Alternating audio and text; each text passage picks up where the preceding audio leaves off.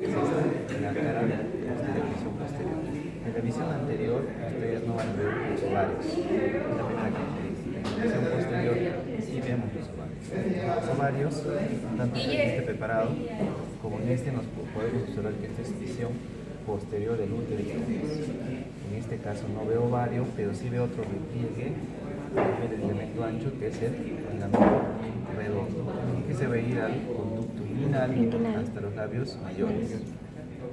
Entonces es importante primero identificar en qué cara estamos. Una vez que identificamos en qué cara estamos, vamos a describir las diferentes partes. Vamos a estudiar primero lo que es el útero, que tiene una forma uniforme, tiene varias partes, ¿no? El fondo del útero, que es la porción que está por encima de la salida de las trompas uterinas, tubarias o de falopio. Toda esa zona que queda por encima, aquí en la visión posterior, acá están las trompas, todo lo que queda por encima se llama fondo del útero. Debajo de esa, del fondo, se llama cuerpo. ¿Hasta qué zona? Hasta la zona donde existe un estrechamiento del cuerpo. Aquí tenemos un estrechamiento. Y se llama esta zona el istmo. El istmo es pequeño, es milímetros nada más, un útero no, que no está gestando, pero cuando hay gestación esto crece. Y se le llama el segmento inferior de la matriz, y ahí es donde se hace el corte de la cesárea. La cesárea es el corte nivel del istmo, ¿no? Que se llama segmento inferior cuando esto crece. Ahora, debajo del istmo tenemos otra porción del útero, que es el cuello uterino o cervix. Es importante. Ahora, este cervix está dentro de otra estructura, que es la vagina. La vagina lo está formando aquí, lo está ocupando, y denomina y forma un fondo de saco que se llama fornix. Mi trauma cinematográfico. Entonces, eso es lo primero que tenemos que identificar, ¿no? Entonces, aquí tenemos una visión anterior con los ligamentos redondos, fondo uterino, cuerpo, el istmo y el cuello uterino, ¿no? Como otras estructuras.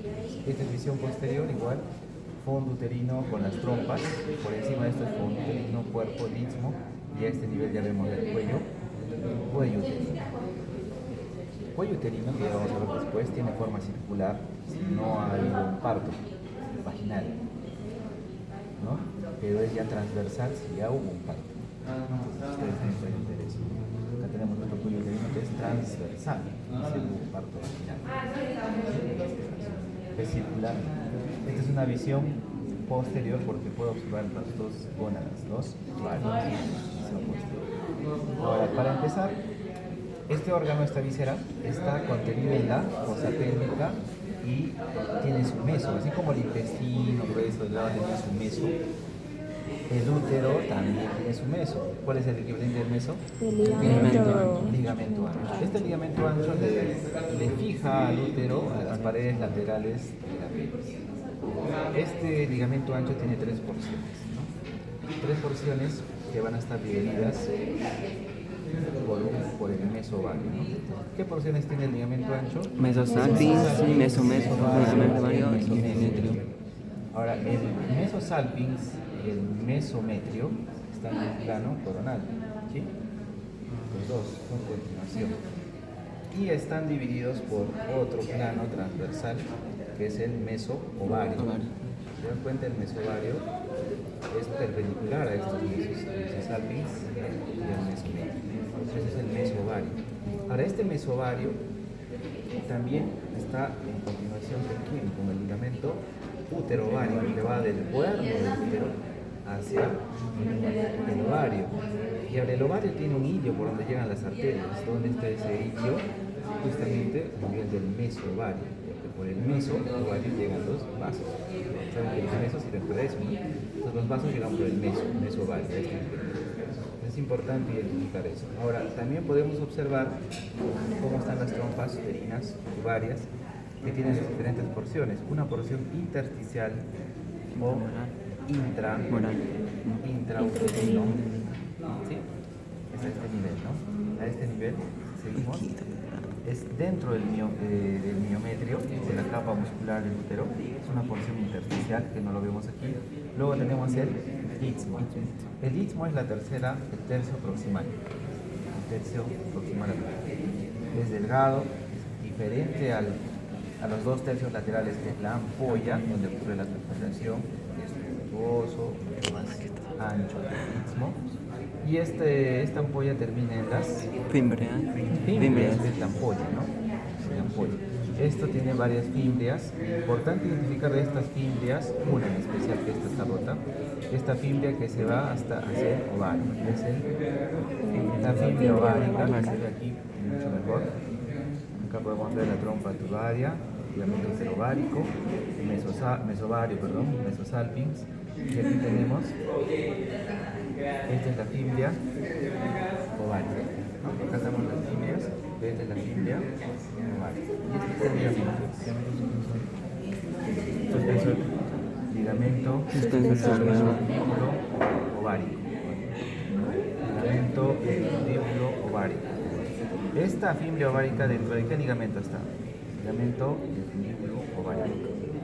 Dentro de eso está aquí la fimbria ovárica. Eso es importante. Ahora, las arterias uterinas llegan transversalmente por la base de este ligamento ancho. Este ligamento ancho se extiende debajo de la trompa hasta el istmo. Y a ese nivel, el ligamento ancho, que tiene dos hojas, una hoja anterior y una hoja posterior.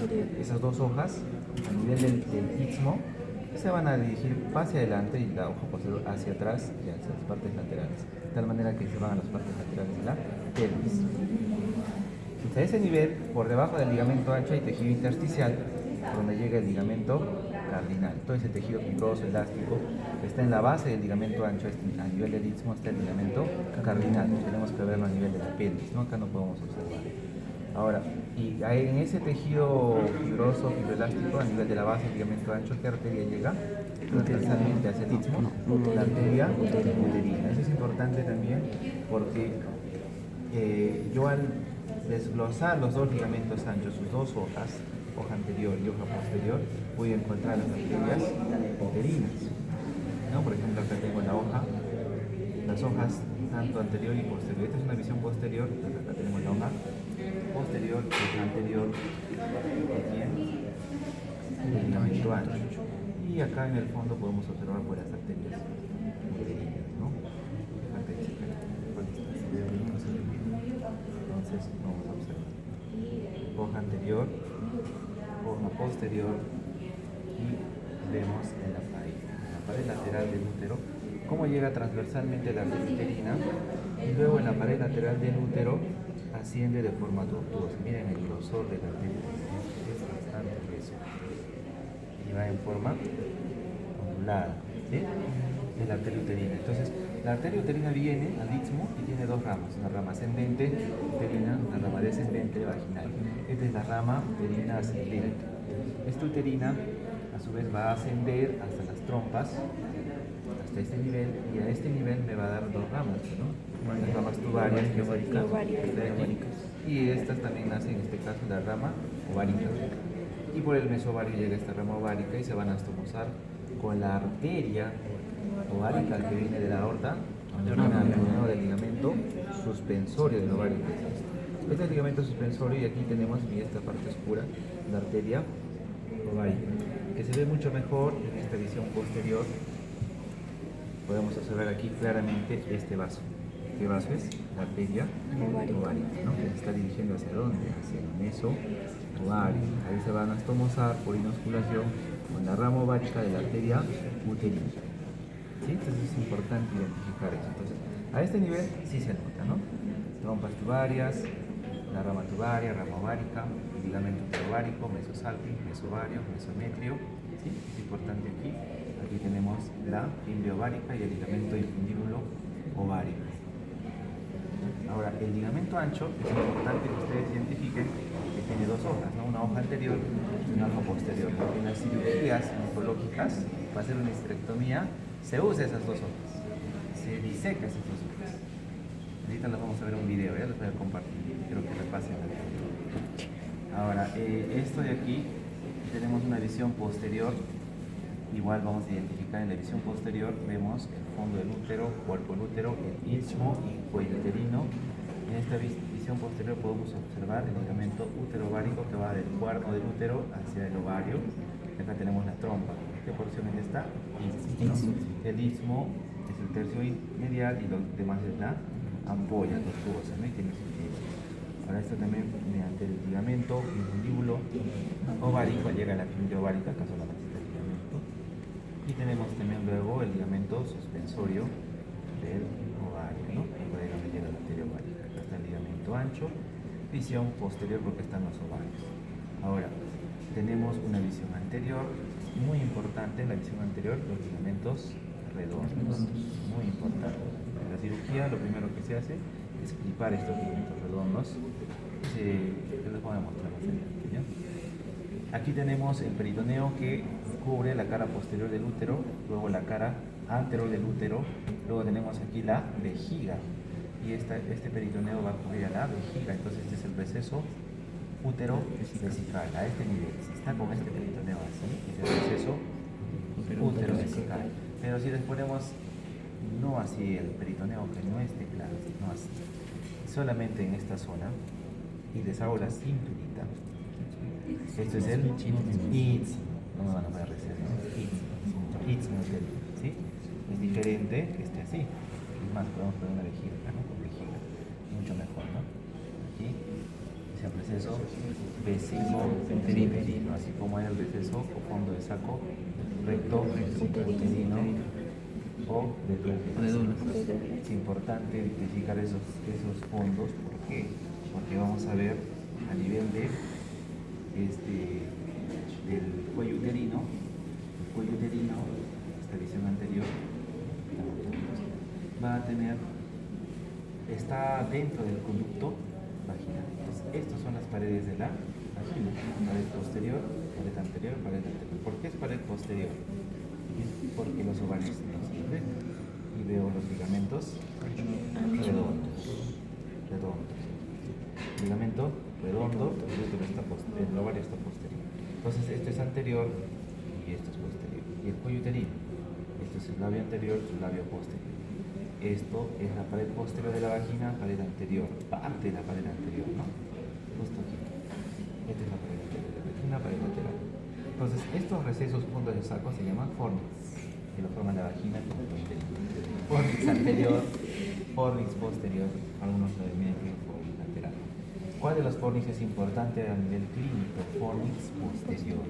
Porque por el fornix posterior, acá está imagínense el conducto vaginal en posición anatómica, entre la parte anterior y posterior, y el cuello uterino está en anterior, ¿sí? Y anterior cervical. Por ende, el recto está aquí y el fondo de saco está este nivel. Entonces, si yo voy por el fornix posterior y atravieso una aguja, ¿dónde llego? Al recto. Al fondo de saco de Douglas. Y solo he atravesado la pared posterior de la vagina. Entonces no hay mucha invasión, ¿verdad? Entonces se puede llegar atravesando la pared posterior de la vagina a través del fornix posterior al fondo de saco de Douglas. ¿Y por qué importa? Si hay un cáncer de ovario, estas células cuando hagan ginecología van a ver que hay células cancerígenas que se desprenden del ovario y donde se desprenden al fondo de saco de Douglas, forma el líquido, aumenta el líquido peritoneal. Si hay un líquido peritoneal con células cancerígenas, entonces si yo tomo una muestra del fondo de saco de Douglas que se llama culocentesis, puedo aspirar esa muestra y llevarlo al análisis y veo esas células cancerígenas para declarar el diagnóstico, ¿sí? Obviamente lo mejor va a ser una biopsia, no biopsia, pero eso también es importante en los fornix posterior. Tienen que saber identificar cuál es posterior y anterior con el ligamento redondo o el ovario. Es importante. Entonces, por ejemplo, aquí, si les ponemos así, a ver, acá están los ovarios. ¿Dónde están?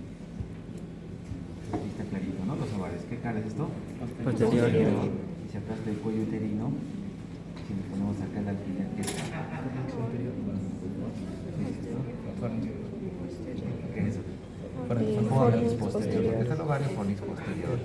Y esto de aquí sería fornix anterior. Es importante identificar ovario o ligamentos redondos. Y es en los exámenes siempre les colocamos estructuras para que ustedes vean. Ustedes no pueden tocar, pero se les pone así bien notorio. y acá estoy, ¿no? Acá estoy redondo y pone al revés, ¿no? Entonces ya saben, si vean esas estructuras, es importante. Ahora, en esta estructura en la cara posterior, aparte de este ligamento ancho que lo fija a la pared del apéndice, también existen los ligamentos cardinales, como visto que son transversales, y los ligamentos uterosacros. Los uterosacros también van ¿hacia dónde? Hacia el istmo. Todos van al istmo. Se va del istmo al sacro. ¿Sí? Acá está el recto, pasan lateral al recto y van al sacro. Y se denominan ligamentos uterosacros. Van desde el istmo al sacro. Estos son ligamentos uterosacros. Importante. ¿Qué otra estructura importante veo aquí? Es el uréter. El uréter, lo vemos aquí, y la arteria uterina. Esta relación es importante. Miren, esta es la visión anterior o posterior. Posterior. Anterior. Ligamentos redondos. ¿Sí? Visión anterior. Entonces, en la visión anterior vemos cómo el uréter viene, pasa al estrecho superior a nivel de la división de las ilíacas, ¿sí? Porque acá, ¿qué está? Aquí está el estrecho superior. Y este uréter viene aquí. A continuación, uréter. A nivel del estrecho superior, el uréter pasa justo cuando la ilíaca externa se divide con la ilíaca interna. Este es la ilíaca pasa. Este es un preparo anatómico quirúrgico para que tú identifiques dónde está la división de las ilíacas. A nivel del estrecho superior. Sigue el uréter está dentro del ancho. Acá solamente hasta aquí lo ves. Y después se pierde el uréter. Solo ves el ligamento ancho. Entonces se diseca el ligamento ancho, se va yendo, ¿no? Y miren cómo la arteria uterina viene de aquí, esta rama, ¿no? Viene la arteria uterina transversalmente hacia el istmo. Pero miren, el uréter ¿por dónde pasa? Pasa por debajo de la arteria uterina. Esa relación es importante. ¿Por qué? Porque si yo en la cirugía voy desde arriba, ligamento ancho, voy disecando. ¿A quién estoy buscando? A la arteria uterina en su segmento transversal, ¿verdad? Y bien agarro la uterina, voy a tener mucho cuidado porque si bajo unos milímetros más, aquí me encuentro al uréter y puedes clampar el uréter y el paciente ya no va a orinar. Ese es el problema, ¿no? El problema es serio. Esto es importante. Es muy importante identificar. Entonces, el uréter pasa por debajo o por encima de la arteria uterina. Abajo. Esto es importante. Examen de residencia internal y se preguntan esta relación tan simple. Esta imagen no se olvida. Y eso es importante también. Ahora, a nivel del útero, pero configuración interna, ¿qué presenta? A nivel de su cuerpo podemos ver en la parte interna esta serosa, ¿no? Es microscópica, yo no puedo verlo ahorita, pues, ¿no? Pero se supone que esta parte, esta serosa que está bien,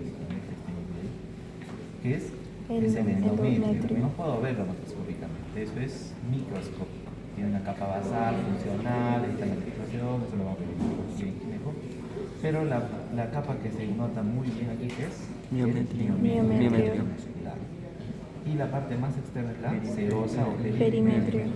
Algunos libros llaman parametrio al ligamento ancho que está proximal al cuerpo lúteo. Este ligamento ancho es el parametrio. Pero todo lo demás es Ligamento. que era mesometrio. No se confundan. Ya este es mesosalpinx, mesometrio. De este mesometrio, la parte que está lateral al cuerpo, le llaman parametrio. Por eso dicen el cáncer de cuello uterino ha afectado el parametrio, es el ligamento ancho. Está próximo al útero, ¿sí? También para que se vea antes, ¿no? Eso es importante. Ahora, ¿qué más? Entonces, en la parte de configuración interna, esta zona de aquí, donde termina la cavidad uterina, es el orificio cervical interno. Entonces, a este nivel también vemos lo mismo, el ovario, visión posterior, del cuerpo, del útero. Y este orificio cervical interno, que lo vemos aquí, está a este nivel, ¿no? Desde el cuerpo uterino y a este nivel está el orificio cervical interno. Y ahí empieza el cuello uterino, todo esto.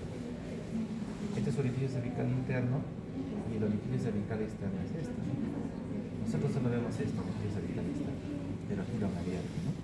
Entonces toda esta zona, desde el orificio cervical interno, que es esta zona, este de aquí, hacia el orificio cervical externo, entonces se llama el endocervix.